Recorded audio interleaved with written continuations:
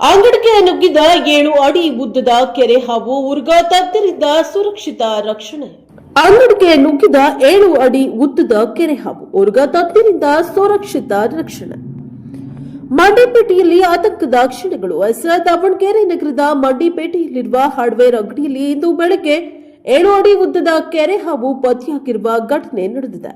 ಅಂಗಡಿ ತೆರೆಯುವಾಗ ಹಾವು ಪತ್ತೆ. ಮಂಡಿಪೇಟೆಯ ರಾಘವೇಂದ್ರ ಹಾರ್ಡ್ವೇರ್ ಅಂಗಡಿಯನ್ನ ಬೆಳಗ್ಗೆ ತೆರೆಯಲು ಬಂದ ವೇಳೆ ಅಂಗಡಿ ಒಳಗಡೆ ಹಾವು ಕಂಡುಬಂದಿದೆ. ಹಾವು ಕಂಡ ಆತಂಕಗೊಂಡ ಅಂಗಡಿ ಮಾಲೀಕರು, ಸ್ಥಳೀಯರು ಹಾಗೂ ಉರ್ಗಾ ತಜ್ಞರಿಗೆ ತಕ್ಷಣ ಮಾಹಿತಿಯನ್ನ ನೀಡಿದ್ದಾರೆ.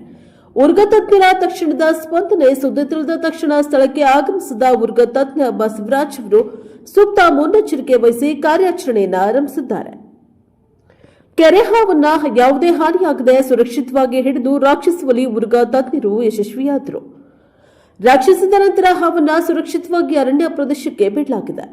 ಹಾವು ಅಂಗಡಿಗೆ ಹೇಗೆ ನುಗ್ಗಿದೆ ಎಂಬುದು ಸ್ಪಷ್ಟವಾಗಿಲ್ಲ. ಆದರೆ ಬೆಳಗ್ಗೆಯಲ್ಲೇ ಘಟನೆ ಗಮನಕ್ಕೆ ಬಂದ ಕಾರಣ ಯಾವುದೇ ಅನಾಹುತ ಸಂಭವಿಸದೆ ತಪ್ಪಿದೆ. ಉರ್ಗಾ ತಜ್ಞ ಬಸವರಾಜ್ ಅವರ ಸಮಯೋಚಿತ ಕಾರ್ಯಾಚರಣೆಗೆ ಸ್ಥಳೀಯರು ಮೆಚ್ಚುಗೆಯನ್ನು ವ್ಯಕ್ತಪಡಿಸಿದ್ದಾರೆ. Bureau report Devraj K. Nelli Hanklu, NKS TV4 Davanagere.